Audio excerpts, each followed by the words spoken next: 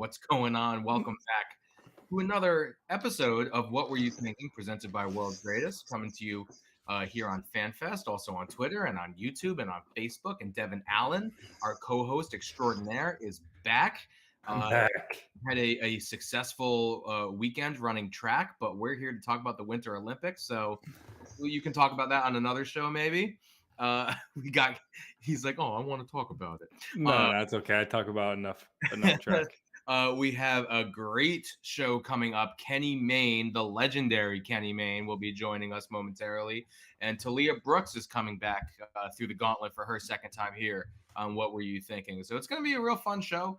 Tons of things going on at the Olympics. I'm watching curling right now, and it's exciting. Let me tell you, USA Denmark, and prepping for we're just 2 hours and change from USA versus Canada in women's ice hockey for the gold medal, the most heated rivalry in the Olympics. You're a big curling guy.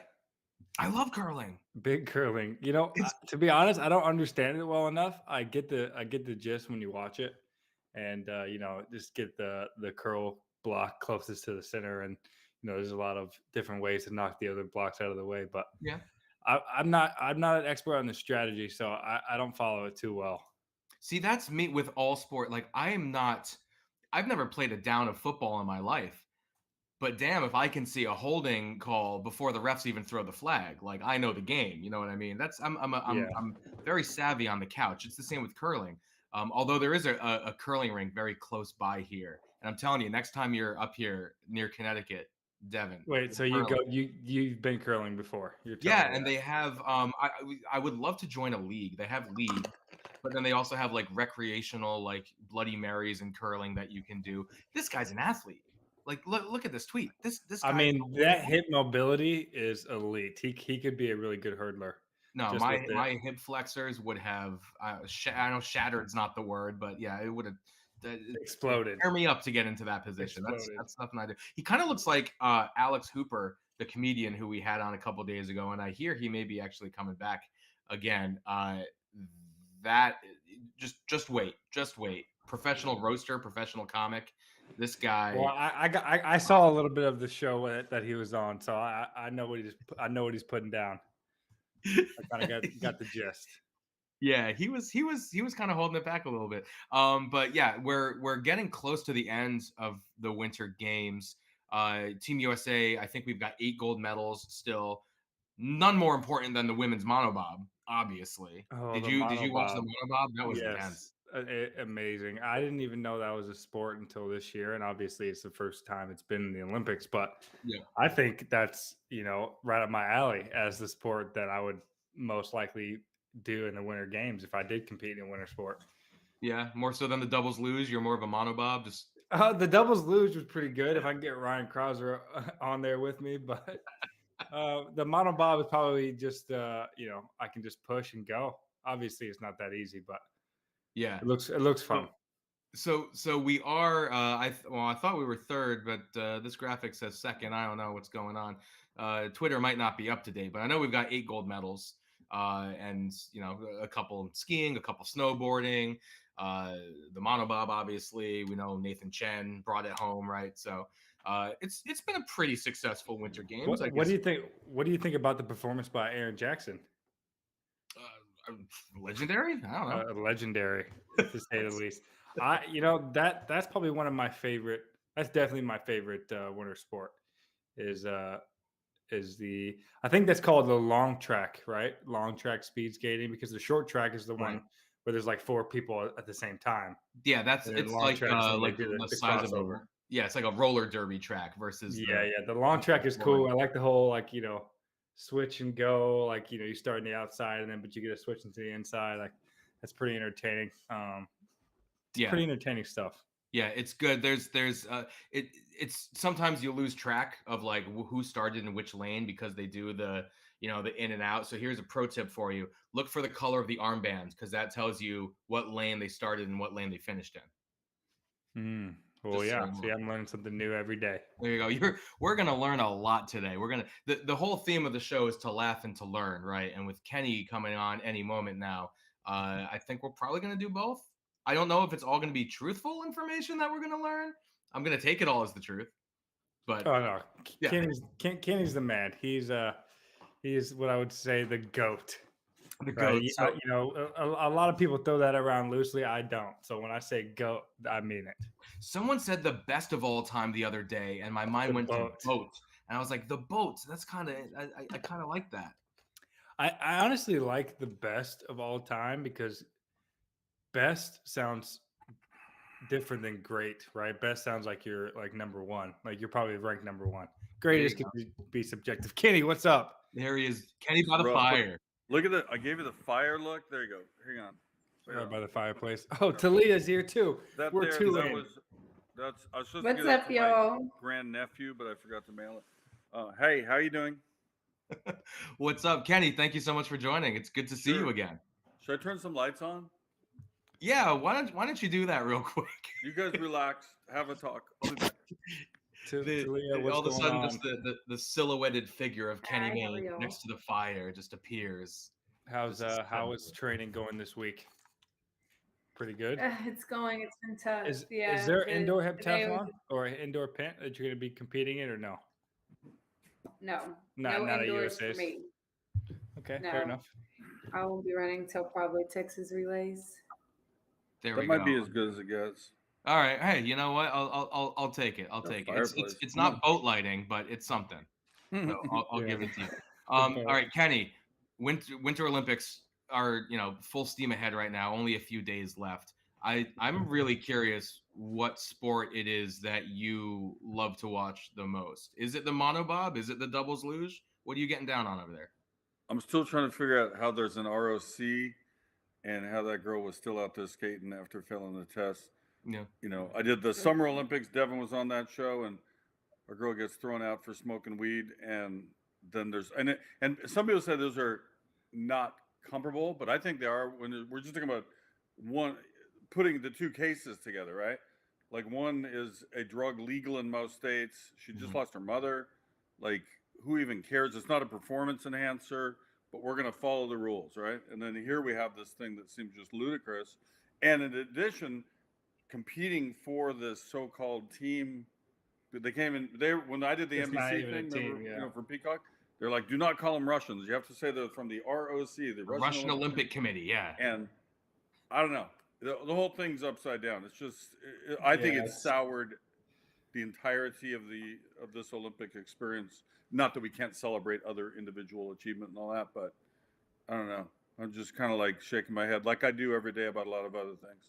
Yeah. It's definitely interesting, and I actually haven't done my reading up on the actual, whatever's going on with the Russian Olympic Committee athlete.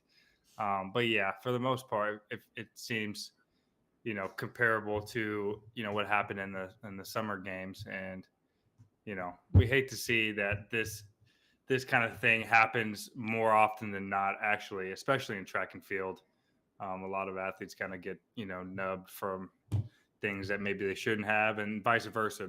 Some athletes get away with things they maybe shouldn't have. So, we're still getting better, and hopefully that kind of gets cleaned up in the next years to come. But like you said, we're here to celebrate some of the performances as I'm watching the USA versus Denmark curling competition.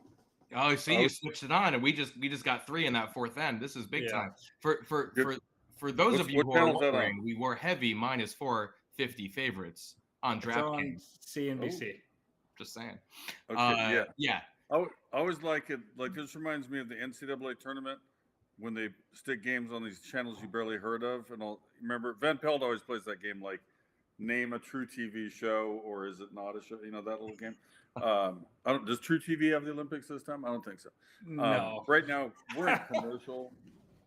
No, unfortunately I would have to say in my entire life, this is probably the Olympics I have watched the least, and by far, because I was out of town last week. I was doing Super Bowl stuff, and then traveling, and then doing an event related to the Super Bowl. So I just kind of checked out. I caught a little bit on Twitter here and there, but I couldn't do my normal thing where you sit down and catch a full game or catch the full skating or whatever. So I'm kind of a late joiner. I like the speed skater you were talking about earlier. That was pretty cool. Yeah, and I think too, like it kind of snuck up on us, especially with the summer games being postponed. As an athlete that usually watches the Olympics, I don't expect to watch the Summer Olympics, and then 6 months later be watching the Winter Olympics. So, it kind of just snuck up on us. I like it because like they used to do that, right? Up until like in 1980 or 1984, something like that. The Olympics shared the same year. Mm-hmm. And that's kind of exciting. Like you had 1980, you had Lake Placid, and you had was it LA that year? No, that was 84. 84 was 84 was LA. Yeah, but 80 was Lake Placid.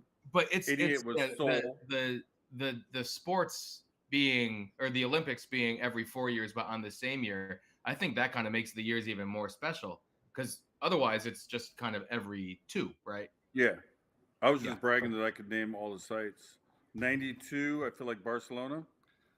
Yep. 96. Atlanta. 2000 Sydney. All right. Yep. What was Athens? 2004. What was it? That was Athens. Athens. Okay. Beijing, London, Rio, Tokyo. Yeah. Crazy that Beijing's getting 2 games so close together. How have we not discussed this? Games are almost over. We haven't even chatted about that yet. Yeah.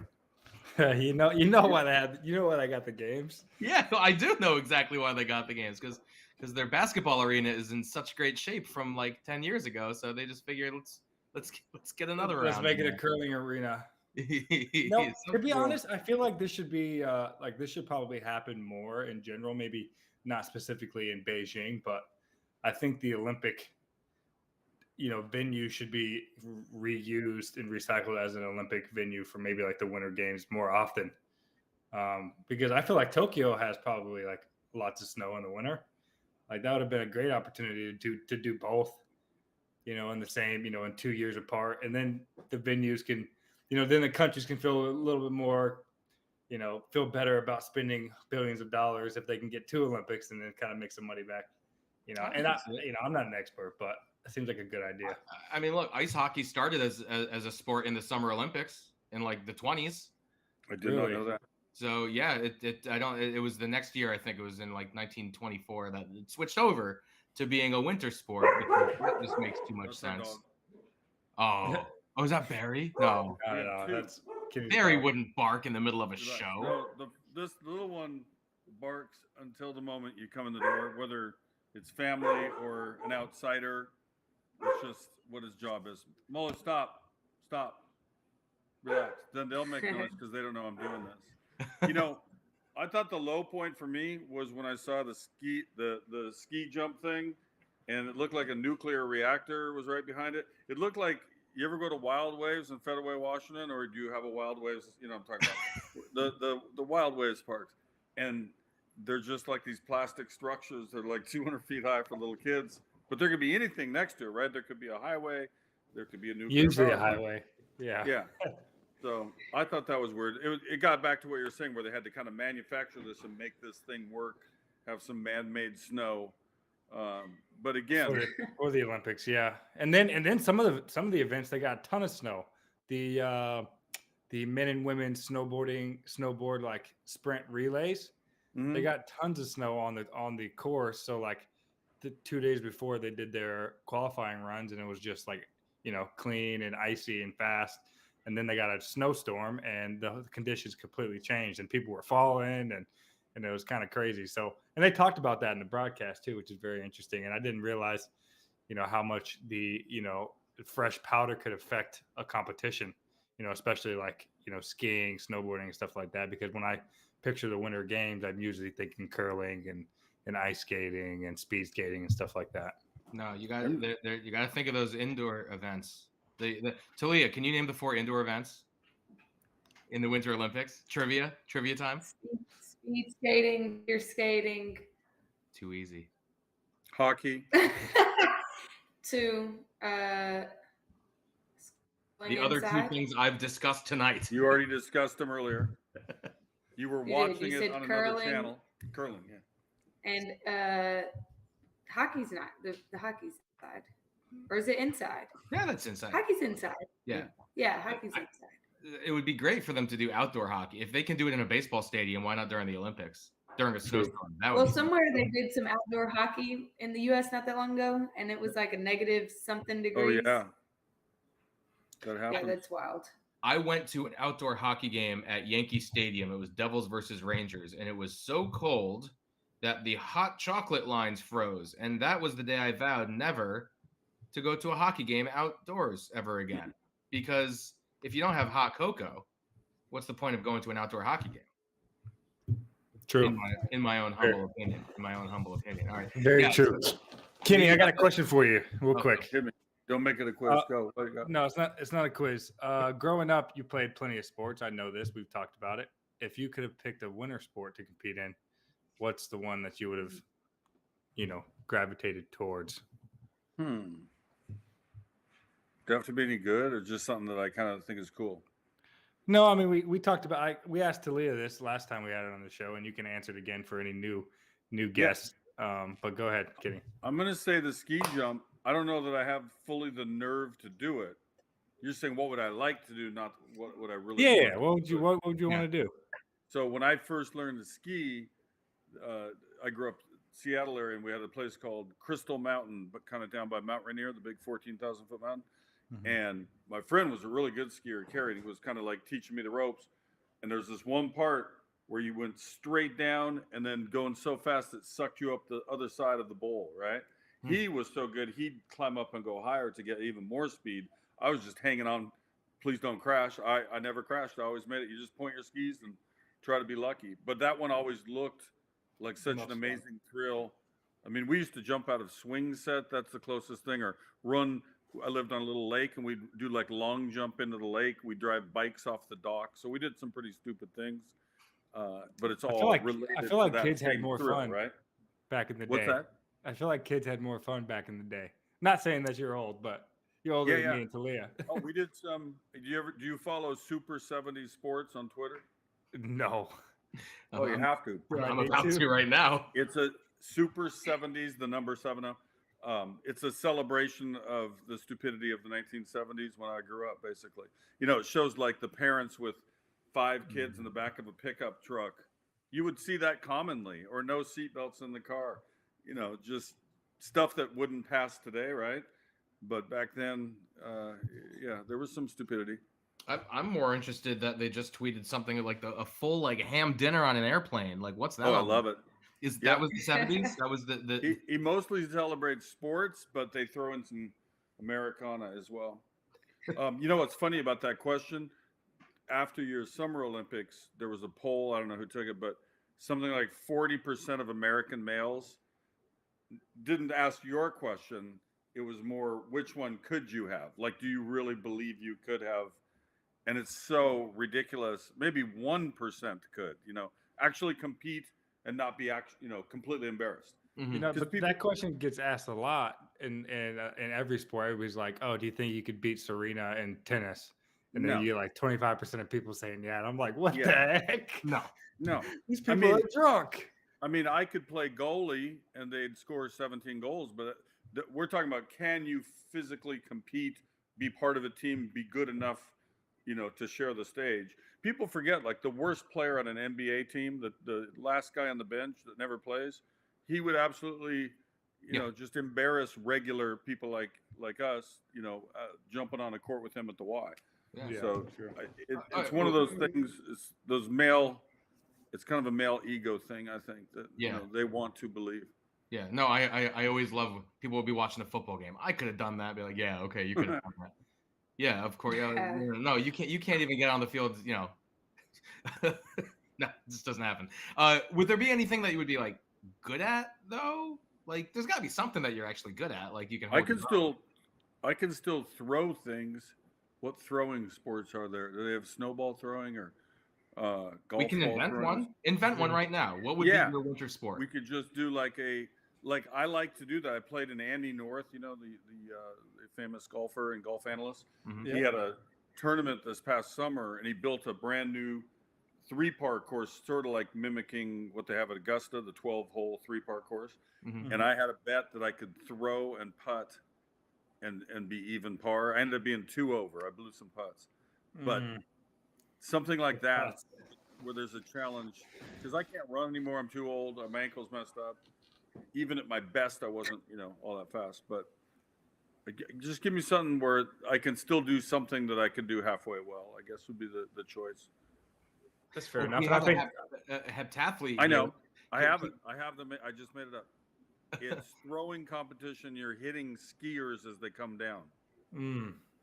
Like you're pelting them with the snowball.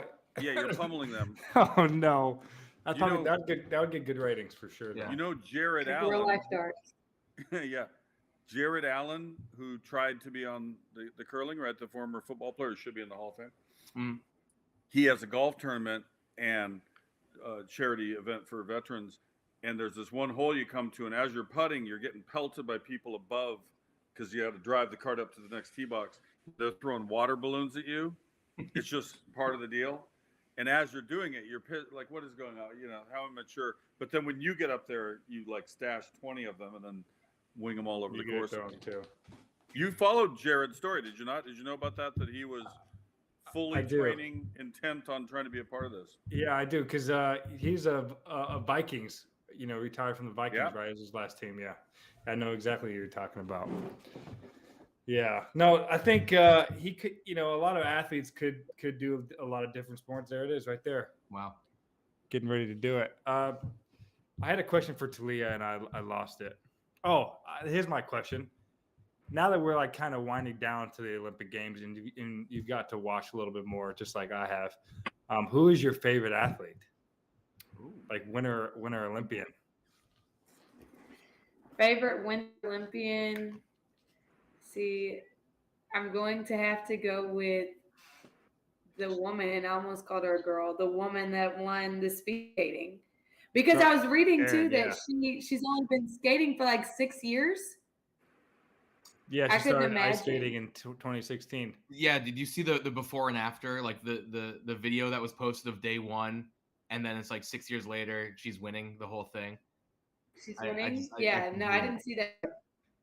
But I couldn't imagine doing anything in track and field, just starting it 6 years ago and winning an Olympic gold medal. That's wild. That would be pretty crazy, honestly, if you could do that in the track event. I feel like the learning curve might be a little bit higher on some of these winter sports. Like, no offense to what you guys do. But running it's a natural motion, right? Maybe it's speed, you got it or you don't. But for like something like speed skating, that's kind of, or jumping off of a ski jump. I mean, everyone who we've talked to, all the USA Nordic athletes who have been on this show, they're like, "Oh, I started ski jumping when I was 2," and it's just like, okay, so I guess it takes a whole lifetime for most people to get up to this level, and then you have folks like that who are just lucky enough to pick it up in 6 years. Yeah, it's kind of funny you're asking about what we'd want to do. I could name some stuff I would never want to do more than what I would in watching the winter, right? Yeah. Because like you say, the summer, we've all done those things, as kids, or even like in PE, if you didn't actually do real athletics, you were running, right? You were jumping, you were doing those track and fieldy type things. But some of the other stuff, like, I don't even know what they call it. They all have the terminology for it when they're doing the jumps, not the downhill one-time jump. I'm talking about the trick ski stuff. Oh yeah, like freestyle ski. Like yeah, they're out of their minds. Like I wouldn't consider attempting that ever. Yeah. Well, and that's the thing too. It's all like nature versus nurture, because I grew up just running around playing all the sports, and then track was kind of a thing. I'm sure Taliyah had the same experience, probably playing a lot of sports, and then kind of gravitated towards track. But in the winter sports, right, specifically, there's a lot of, I wouldn't say barrier to entry other than the weather, but for the most part, it's hard to like go find a youth curling group where you like play youth, so like I can see how that would be super difficult to get into. And like you said, Aaron Jackson, luckily stumbling into it 6 years ago. That's just like the perfect storm, really. She's a great athlete. She had a little bit of roller derby experience before that, inline skating, experience just like most of us did. We went to the, roller house, Rolero when I was a kid, You did roller derby? Playing. No, I didn't do roller derby. We just like, when we were like in middle school, that was a big thing. Did you do that too, Taliyah? Yeah, that's a huge thing. Yes, we would go to the skating rink. We'd go to the skating rink every once in a while, and you turned it into roller derby. No, not quite. But the same skates. It would evolve into that over time, I'm sure. Yeah. Yeah. So, but no, it's super cool that she was able to kind of pick that up, and like you said, 6 years later, win the Olympic gold medal. Yeah. And it's super entertaining to watch that sport in general. That's one of my favorite. Like I said earlier in the show, it's my favorite winter sport. Yeah. In watching it's something you never even hear about growing up, ever. Like nobody mentions skiing or snowboarding. I mean, I'm from Texas, so I was gonna say you get lucky if you see any snow at all. The closest you'll get to that is maybe field hockey. So it's true. Not available. Yeah, being from Arizona, we had to go to Flagstaff to go snowboarding, and then the days it does snow, there's like 20,000 people on the mountain, so it's not even fun, anyways. So. Is there any sport that terrifies you, Taliyah? Like Kenny's not going to be doing the slope style. Is there anything when you're watching the winter games that you're just like, nope, wouldn't do it? The slopes for sure. The slope. That's just. I'm afraid of heights. I like roller coasters, but I don't like heights. So tall buildings, like looking down. Yes. Like I don't want to do that. I would not be doing that. I'm sorry. I never wanted to ski because I was playing football. I didn't want to get hurt, right, in college. So I never skied until after I was done with football. Meanwhile, I broke my leg 3 times in football. But in skiing, the first time I ever skied was at Whistler. And first 2 days on the easy slopes, just learning literally how to get off the chairlift and how to, snowplow and come to a stop and all that. And then on the third day, my cousin took me to the top of the mountain and just took off on me. Like, that's a beginner skier practical joke, apparently, that I was unaware of. Peace out. Yeah. So I had to take my skis off because, like she was saying, I looked down, I thought I was falling off the earth. It looked so steep. Yeah. You couldn't even believe anybody actually would attempt to go down. So I took them off and I just kind of slid down. When I found a blue trail, I got them back on and I got down finally. Mm-hmm. And that was before. I don't know what you're doing. That just seems like an ACL waiting to tear. Oh, yeah. Like I always hear about all these people tearing their ACLs. I have no desire to do that in life. So no. I was watching the other day that it was the 10K women's biathlon. Mm-hmm. And just the look on everyone's face during the cross-country skiing portion, let alone being exhausted and having to, sharpshoot however far away they're shooting a target that's like the size of a quarter. But that looked like the most painful, like the aggravation on their faces. I wouldn't do one of the winter sports that sends me flying off of a cliff. Absolutely not. But the cross-country skiing, that's not calling my name either. And I mean, those athletes can cover like 30 miles on snow in just over 2 hours. It's incredible. When you talk up and down, yeah. And you talk about sports that aren't widely available to the masses. I don't know of any boys and girls clubs where they have skiing and shoot a gun. Okay, so not too many people. Maybe more and more that's prevalent, but you got to go to Norway for that. It's no, they have it. They have it in Steamboat Springs, Colorado. Yeah, you always see like the champions of the cross country skiing and the biathlon. It's always Norwegian for some reason. Why is that? A lot of snow. Yeah, that's it. So this cross country skiing, is it all downhill? No, it's uphill. Like how are they? Flats, a lot of flats. You got to go uphill on some skis? Oh, it's awful. I'm telling you, it's awful.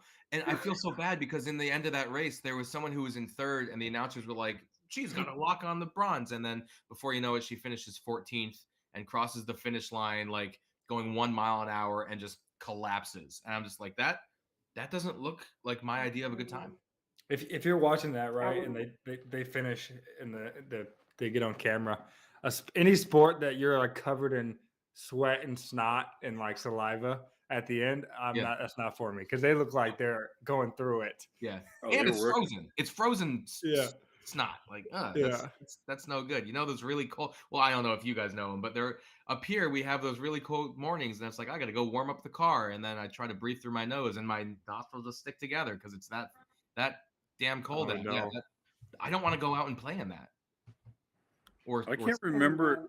I can't remember now, but I feel like in the summer games there were 2 or 3 as like that's a sport. Like there, right now I'm struggling to remember which one I was even talking about.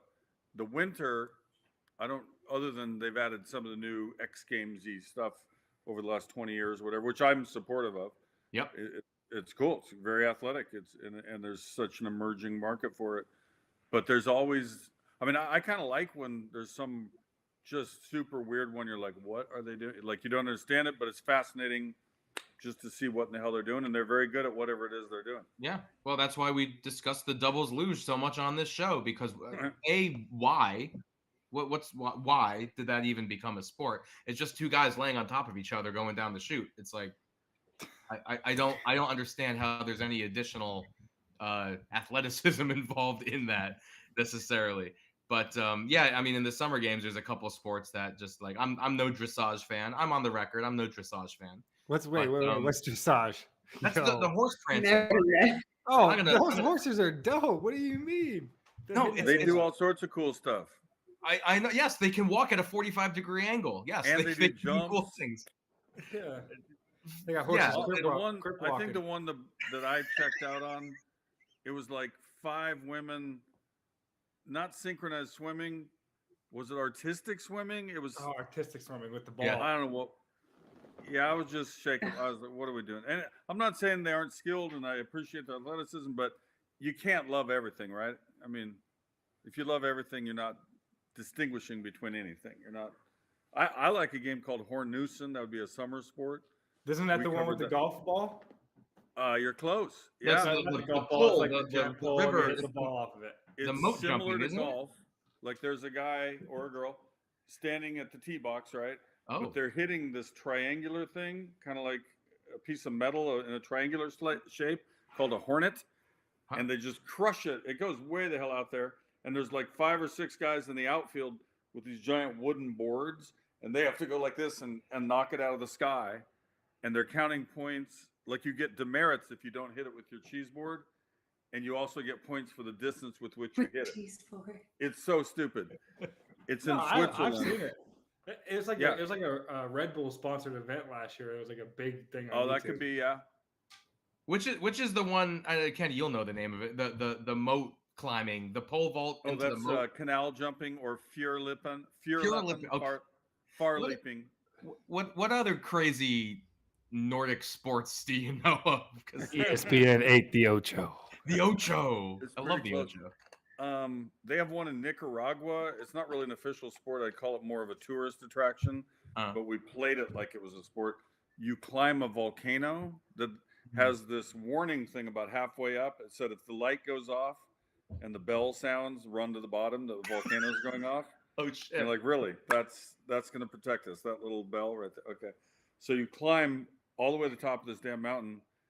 And it's literally volcanic ash all over the place. You're sliding down on volcanic ash.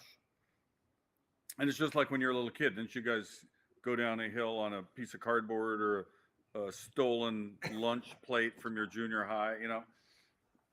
Garbage pail lid. Yeah. You slide down this mountain. Volcano. It's pretty nuts. The funny thing is, if I had it to do a second time, I wouldn't have hit the brakes so much. Your feet are your brakes, right? You're slowing yourself down. But I was scared at first, like how fast am I going to go? So I kind of hit too much brake early. I think I would have just let it fly because it wasn't as scary as it seemed. That's fair enough. The only thing with that is seems scary enough. You can only participate in that sport in Nicaragua, or can you go to any volcano and compete? I think anyone that's charging admission, you can go there. Okay, it's just like bungee jumping in New Zealand. You know, it's just a money racket. The original people there would jump out of trees and kiss the ground to bless the crops, right? And that was this tradition for 100 or 1,000 years, whatever. And then they took that idea and said, "Let's monetize it. We'll get some elastic rope here, or whatever." Yeah, and jump off bridges and whatnot. Yeah, that's all that SportsCenter. Knowledge, being into the sports game for, I don't know, 30 years, 40 years.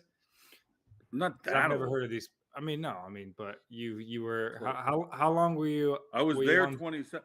I mean, if you add it all up to my first job way the hell back in Seattle, then yeah, you're in that neighborhood. Okay. But for a few years, we did this thing where we traveled the world and found just crazy sports like the ones I was just describing.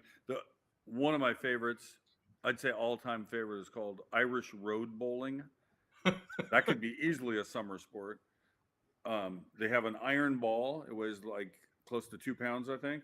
And these two villages come together in one of the two villages, right? And so all the townspeople are walking and watching. And they take this iron ball, these two guys, one on one from each town. And they come running up to the line and they throw it as far as they can, underhand, because otherwise you'd ruin your shoulder. Yeah. And wherever it stops, they pick it up and they throw it again. And they got to throw it 1 mile and 1/4. Whoever throws it the least number of times is the winner. And that's the whole game. But you're walking on this beautiful Irish landscape, and there's sheep all over, and the people, they have the Irish look and sound, and they're all betting on it, and it was fascinating to watch. Oh, there and it fun to is. throw. You know, an There you go. interesting, No, an I- interesting I- event. Just real quick, because we're talking about interesting Yeah, things. go. I live in Annapolis, Maryland, right now, and I train at the Naval Academy. In the summer, they have there's a small school, like an art school, next to the Naval Academy called St. John's, and in the summer they do a tug of war across the little, I don't even know what you call it. It's like a small bay. It's probably like 40 meters. So they put their rope on both sides, and each school has like their 20 people, and then the Naval Academy has their 20, and they do tug of war across the water. Oh, nice. So that's pretty cool. Yeah, How tug of war? That's has like not some made it Squid into Game the- stuff. Yeah. exactly. Tug of war It's to the like death. some Squid Game. I just saw I have to go, but I have a question on my way out. Most memorable moments so far from these Winter Olympics, Devon. For me, it has to be, I'm like a sucker for the, like the Cinderella story kind of thing, and I think Nick Baumgartner takes that because he was in his 5th Olympics. He's 40 years old as a snowboarder, and he won his first Olympic gold medal in that exact relay event, the men and women's snowboarding relay. So that takes the cake for me. Okay, I like it. I'm a sucker for tears. No, I didn't cry, but Right. it was, there he is right there. I respect it. Yeah. Because that takes a lot. Love I it. mean, to be in a sport for that long, especially until you're, 40 years old, I'm sure, 5 Olympics, right? That's at least 20 years. Well, I mean, there was the oldest man to receive a Winter Olympic medal was 83, believe it or not. Whoa. So there's that. Yeah, ski. It's crazy. 83 Wow. years old. Biathlon? Well, granted, he I wasn't saw competing. earlier in the Winter Olympics, there was a woman, I don't remember what sport it was, but she won the gold medal. Her last gold medal was 16 years ago in 2004. Wow. That's a long time Oh, yeah. to just still be doing sports. But Yeah. hey. There you go. Kenny, do you have a favorite Well, moment? thank you guys. Me? Thanks. No, Kenny. You asked. Oh, you I asked was a question. I waving want goodbye. Kenny to She answer was it, trying to too. leave. She wants to leave before Kenny answers his part of the question. No, Kenny can answer. No, we already answered our winner in the speed skating. Okay. I mean, that, as I said going in, I'm not going to lie, I haven't watched every night, so I haven't had a chance to accumulate as many of the good memories. I like the young lady. I think is she from the Bay Area? She's Chinese American, and she's competing for China. For China, yeah. Oh, yeah. And she's been fun to watch. Yep. Yeah. Very cool. They've been killing it. All right. Well, Taliyah, thanks so much for joining us again.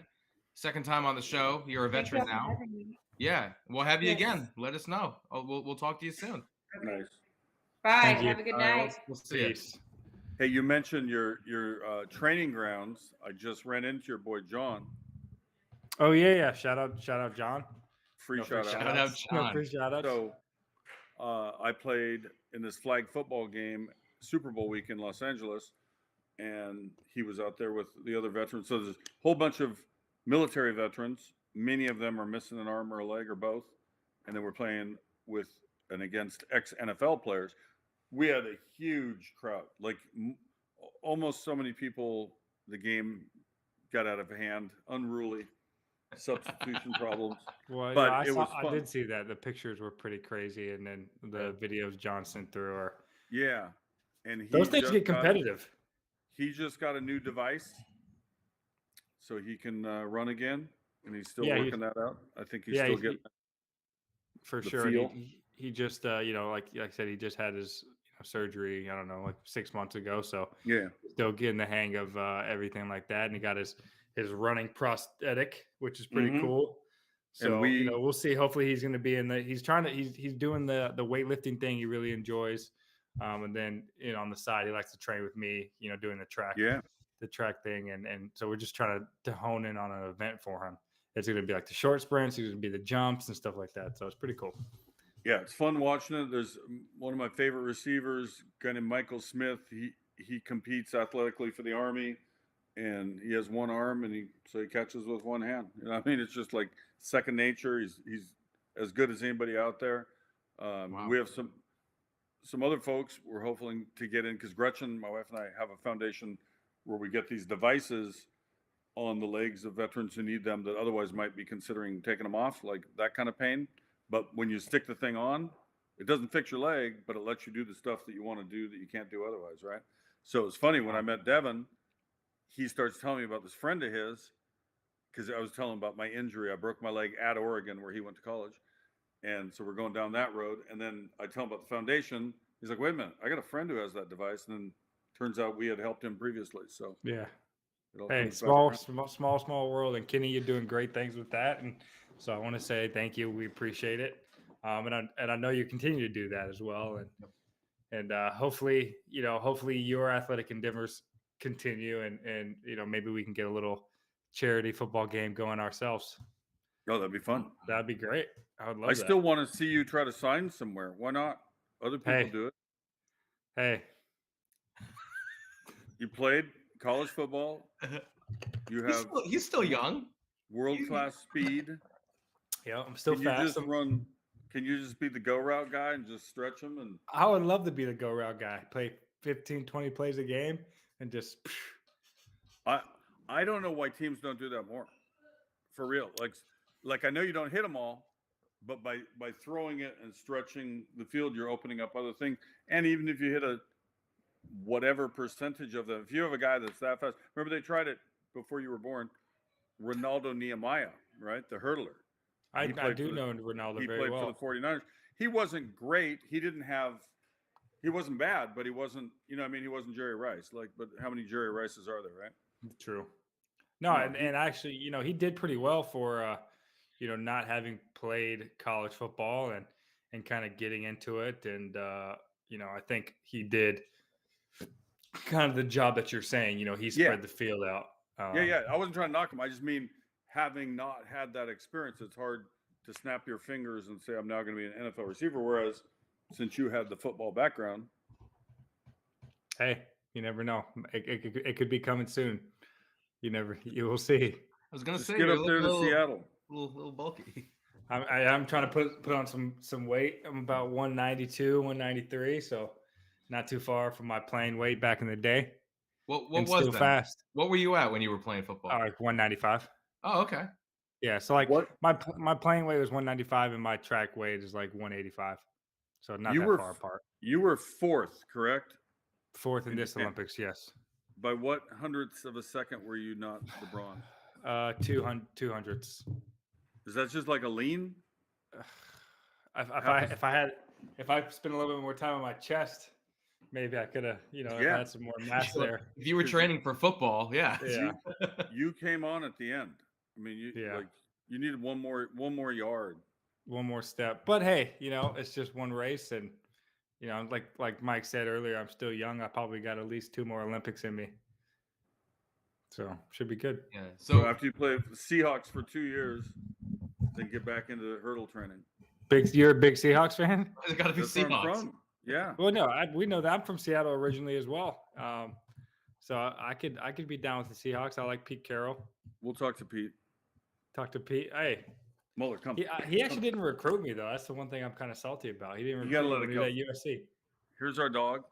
Where'd he go, Muller? You would have made a great Trojan, by the way, Devon. I just got to say. Oh no. There he is. Oh, Gretchen doesn't want to be on. Why doesn't want to be on? Gretchen said she doesn't want to be pictured. My wife was on the other day. Yeah, his wife was on the other day. She probably wasn't in her pajamas. She probably wasn't in her pajamas. Fair enough. Fair. Okay. Yeah. She did just get off of a 12-hour shift at a hospital, though. So she did. Oh. She wasn't looking. No, she was looking fantastic. What am I talking about? She was, of course, the most beautiful thing I'd ever seen walking through the door. What does she do? Is she a doctor, a nurse, or what? She's a nurse practitioner.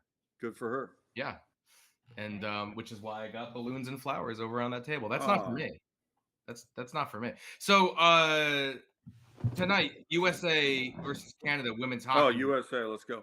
Yeah, USA women's hockey. We're like 2-1 underdogs in this game. Not that. I don't buy that. Is this the gold medal match? It's a gold medal match. It's they call it the biggest rivalry in the Winter Games. It got me to thinking, like, it's kind of tough to really name too many rivalries like throughout the Olympics. I mean, obviously there's individual ones, right? That but I think, of course, we always look at it from our perspective. There's probably a whole hell of a lot of European rivalries that we just don't think about in the same way that they think about. But you were talking about how great they are at all those, winter sports over there. That's their thing. That's like us talking about the NFL or other countries talking about soccer or whatever. They're into, I'm going to win a such and such ski thing. Yeah. Yeah, but this one's heated. It's going to be great. We lost to them 4-2 like a week or so ago. Qualifying round, yeah. Yeah. But I'm pretty optimistic. Stupidly optimistic. I'm betting it, so that's something. You're saying we're plus 200? Plus 200. I mean, in the betting realm, you take that period because you're getting in what could be a wide open game, right? There's no guarantee they're any better than us. And if you think it's something of a toss up or close to one, and you're getting odds, then there you go. It's a rivalry match. It's like a divisional football game, right? You could have the Browns being 0-15 against an undefeated Pittsburgh team, and Browns could come out hot and win it. Browns are better than that nowadays, but again, wife from Ohio, so gotta. I was with the Bengals. Are you Browns or Bengals? You keep mentioning the Browns. She's Browns. I'm Patriots. Okay. That's the whole Connecticut thing. I know somebody from Euclid, Ohio. Does that count for anything? Euclid, Ohio. Yeah, that's what, northeast of Cleveland, right there on the outside of Cleveland. Yeah. Jessica Beard, actually, who was on the show a couple days ago. She's from Euclid, Ohio. Free shout out, Mark Novosel. Free shout outs. We love the free shout outs. You get a couple. Quick question, Mike, real quick. Yeah, go. Because I'm watching the curling. What are the ends? Yeah, what are the ends and how do you score? Explain it right now. So it's the seventh end. Tell me about it. So there's 10 ends. Okay. It's similar to like a shuffleboardy type thingy. 10 innings. Bocce. Yeah, they're innings, if you will. So what you have, this guy, I don't know, we'll call him the bowler, the pitcher, whatever you want to call him. You get the stones. You get 8 stones. So in the 4-man game, everyone gets 2 throws, and you rotate through. Obviously, the goal is to get it as close to, I'll use layman's terms, the bullseye. They call that target. It's called the house. So there you go. Oh, here we go. We have some rules up there. But the like, see, that's a good curl. That's a good curl right there. And the brooms, what those do is they actually it's friction based and almost draws the stone to wherever you're sweeping. And obviously, the harder you sweep, the more friction kind of helps to draw the stone even closer to where you're trying to get it to go. And that's fascinating. But I'm watching somebody ski 65 mile an hour down a hill. Wait. I'm going for that. No offense to curling. I'm not saying I'm not. I like it too. I'm just saying, if I could watch curling or I can watch somebody ski 65 miles an hour down the hill. You know the crazy thing about the difference, though. I didn't wager on the guy going down the hills. Here's the thing that's interesting about the sports is we were watching bobsled and luge and skeleton earlier last week, and they put the miles per hour on the screen for us, but you can't tell how fast they're going on TV. But they're going 75 miles an hour. So it's pretty ridiculous. It's insane. The turns they make, if they miss it, I mean, they have like the orange netting that you see at a construction site, but they're going right through that thing. That's it. Yeah, that'll stop you. What do you think? Is the skeleton like the craziest thing you can do in winter sports? Because you're on your stomach, you're going head first. I mean, and your hands are behind you. You're like true, dead. but here your crashes in this are pretty insane. I don't know. We did the horse race in Italy called the Palio, and they take a town square and they put dirt down and they just turn it into a horse race track. Okay. 3 laps around the town square. Sure. And there are 10 horses, and it's just utterly dangerous. There's this one corner, the curve of St. Martin, I think they call it. Ooh. And they put up a day before the race. It looks like a cushion for your lawn chair. and we're like, oh wow, that's really going to help things if a horse comes flying around here at 30 miles. And sure enough, they all crashed into the lawn chair cushion. It's the wearing the helmet and skydiving. It's the same. Yeah. That's my favorite thing. What's the point? Although if your chute, something went down in the last 20 feet and you felt, broke free, it would be useful. But I agree, a free fall from 7,000 feet, the helmet is just, sorry. Good for the helmet industry, though. Yeah. Oh, by absolutely. American. Yeah. Absolutely. By American. I was actually up yesterday when we lost the hockey match to Slovakia. It was at like 2 a.m. And it was awful. Tweet. We were, what's that? I said I saw your tweet. Oh yeah, hockey heartbreak. It was not cool because we were winning and then they scored with 43 seconds left and then had the 3-on-3 overtime, which is super exciting. Nothing more exciting than overtime hockey. And then we lost in the shootout, of course, which was a bummer. So I'm really hoping that the ladies pull this one off. They've done it before. We beat Canada many a time, 4 gold medals, in fact, right? 4 years ago. Yeah. So. I feel good. Gretchen, you feel good? Looking forward to that one. Canada. All right, Kenny, I got a question for you. This show's called "What Were You Thinking?" Ooh. So we like to finish the show off on a couple questions to the guests that we have. I put in some time here. Yeah, you did. Like 50 minutes. So my question for you is, I was watching some of the old This Is SportsCenters. 52. And being a Seattle native, as I am, I'm a Seattle sports fan. I'm a Mariners fan growing up. What was your favorite This Is SportsCenter to do? Like with which athlete? Because I actually just watched the Ken Griffey Jr. one where you're like sitting in front of all the screens trying to make up like color commentary for when he hits a home run. Yeah, exactly. Yeah. So what was your favorite one to do?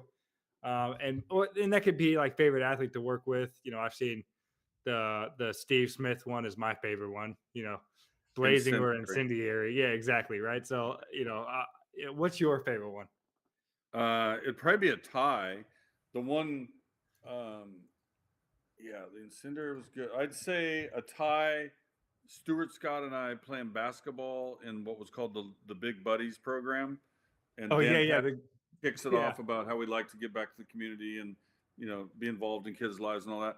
And then Stuart and I go to this local high school and there's these kids that are like 7, 8, 9 years old. And as soon as we get in the court, we just turn into absolute jerks. Yeah. Stuart checked the kid, like, trying to make a shot. I'm screaming for the kid to pass me the ball and knocking him over to steal it from him. Another one was with Dikembe Mutombo. Oh, nice. And the two of us just were lying on our backs, staring up at the clouds and talking about cloud shapes.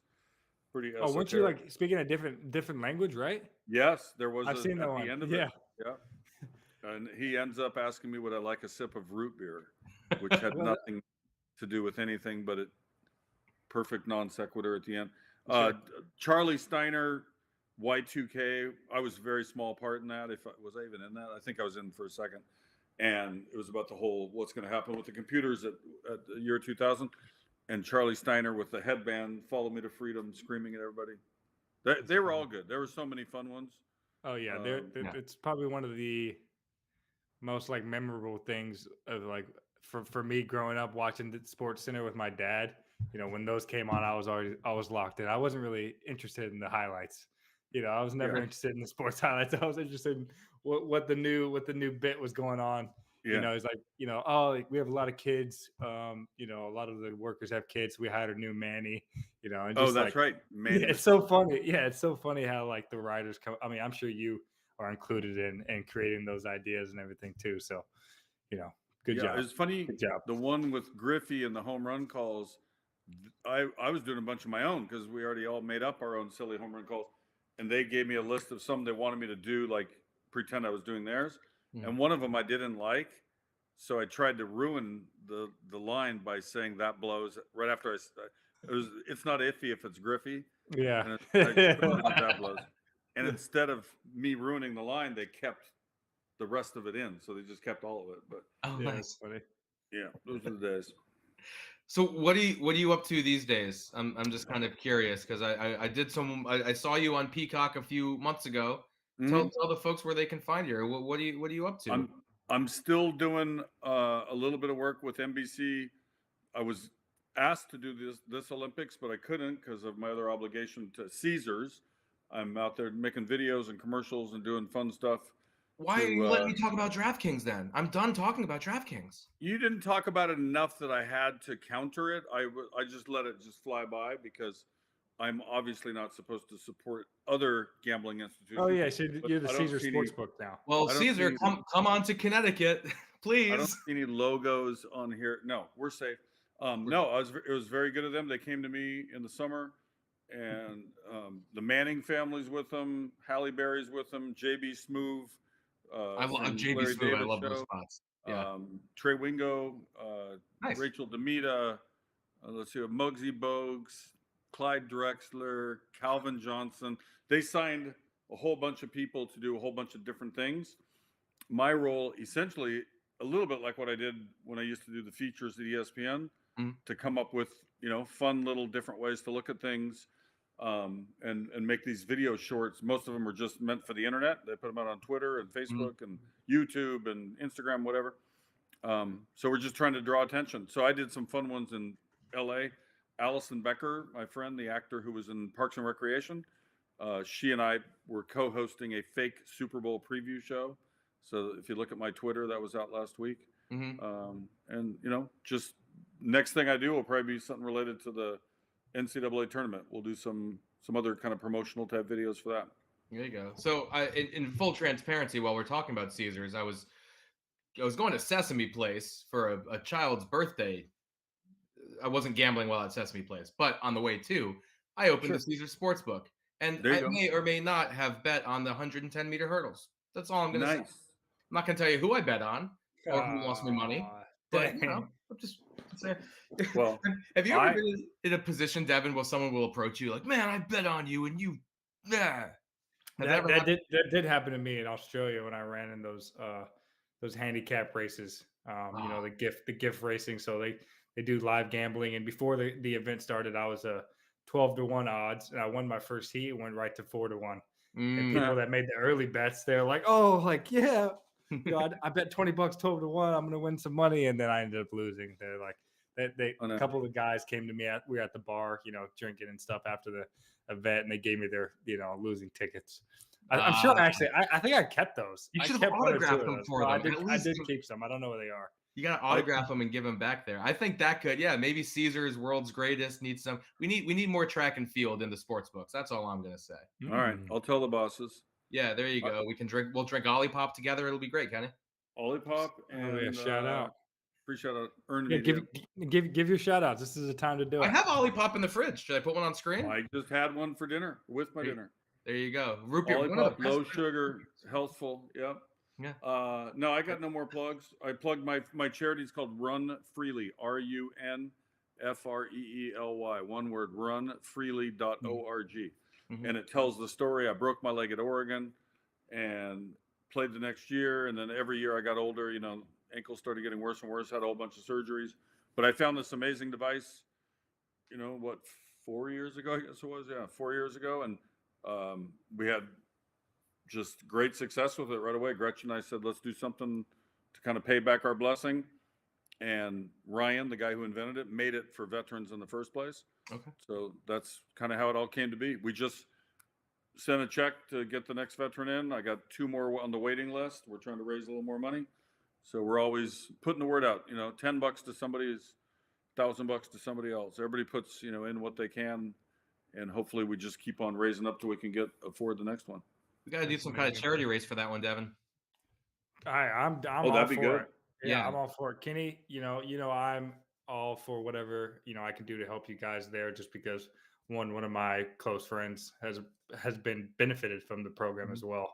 So it means a lot to me, and I got my own youth foundation that I got going, mostly to do with youth sports. So there's a good way we can kind of blend the two, because like a lot of those prosthetics, and is to kind of get you more active again, right? Like you've been an athlete your whole life, and you want to just to move around and kind of do what you did before the ankle started bothering you a lot. So it's pretty cool, pretty good, very, very cool device, and definitely interesting to see how many you've donated so much and how much they really cost, because outsider looking in, I didn't realize that kind of stuff costs so much to get built. It's funny, it costs a lot, but if you relate it to yet another surgery and more drugs and rehab, it's a bargain. It doesn't. True. The only difference is it's not meant to cure, it's just meant to assist. But the way it works is unbelievable. Like, if I showed you my ankle, like, it's always like this. If I just wore tennis shoes and went and played golf, or golf shoes and played 18 holes, I'd be limping for like 3 or 4 days. That's just the condition it's in. But if I wear this brace, I have no pain. It might swell up a tiny bit, but no different than had I had an active day. We've had so many amazing stories. Some people have gone back to work. One guy wrote the most sincere, beautiful letter. He said, I got to play with my kids at the park. Like, just little victories like that. Wow. But getting people out of pain is the key to it all. Wow, that's huge. Well, great work. Keep it up. That's awesome to hear, especially with the veterans focus. That's awesome. All right, I got to go outside and practice biathlon, so I'll be back at you guys. All right. Thanks so for being on the show, Kenny. All right, thanks for having me. All right, absolutely. Anytime. Well, that was fun. Good guy. Oh yeah, Kenny's a legend. Love Kenny is Kenny. a legend. Love Kenny, and that's a great cause. So it's the guy always comes at you with the most obscure of sports knowledge. I guess that's why he is who he is. Oh, 100%. How do you know about all these crazy? He is the Nordic sports almanac.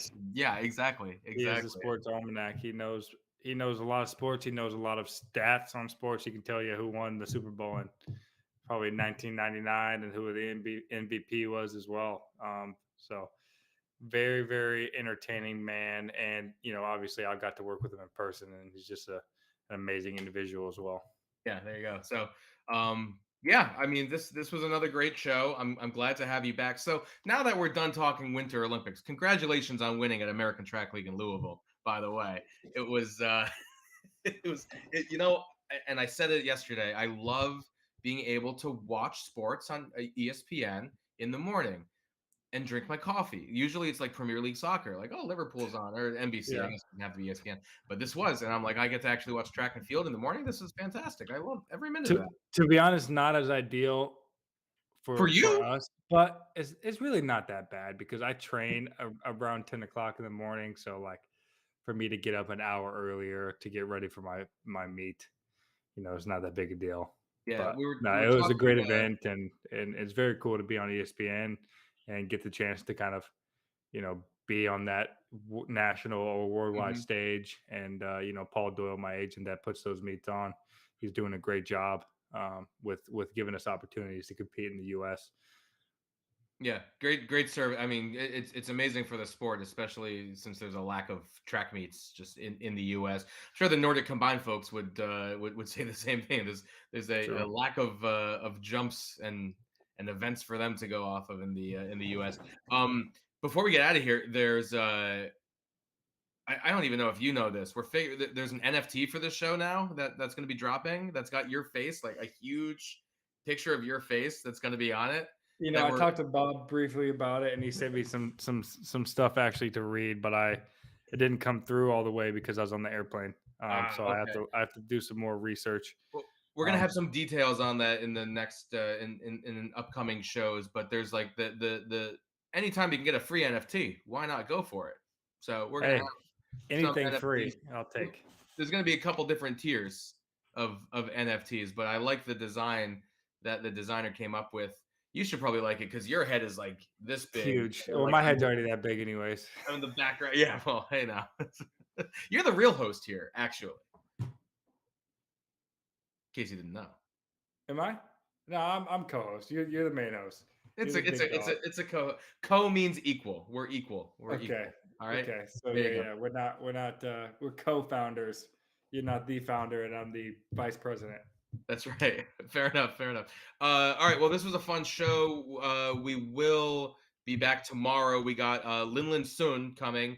Speed skating legend. Can we call her a legend? I think so. 100%. If you win a gold medal, you're a legend. Yeah. So you're absolute legend. Yeah, Chinese speed skater, also coached a lot of American speed skaters, I believe in Utah. But most importantly, she was on this show that we did in Greece, which with Olympic athletes doing stupid Olympic inspired games that I created. Like we did like inner tube curling, like off a cliff.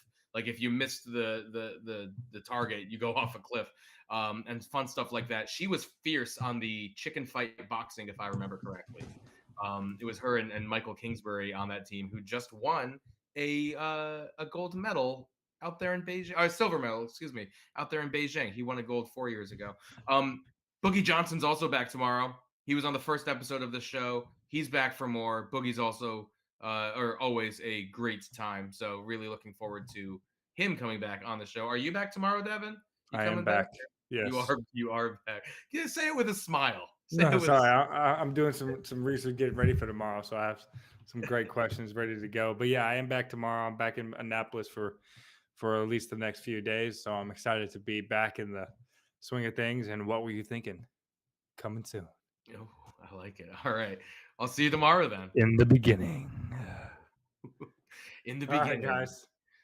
Peace out. All right. See you, man. And thanks everyone for watching. Of course, you can always follow World's Greatest on Twitter at World's Greatest, except remove all the vowels. So at WRLDSGRTST.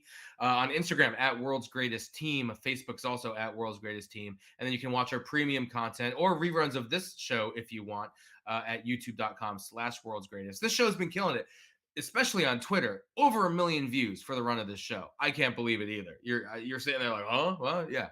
I can't believe it either. So that's where you can find us. And of course, you can join the chat room every single day. We're going to be doing this for the next several days until the Olympics are over. The Winter Olympics are over, 9:00 Eastern, right here. Brought to you on FanFest, watch.fanfest.io/World's Greatest. Again, remove the vowels.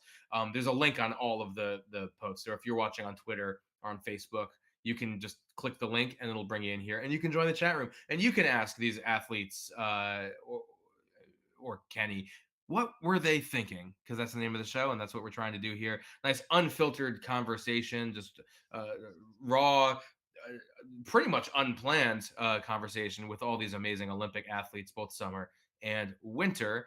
I'll say my name. I'm Mike Furman, co-host alongside Devon Allen, and I'll be back tomorrow night, same time, right here on FanFest. Have a good night. Go USA in hockey and curling and everything else.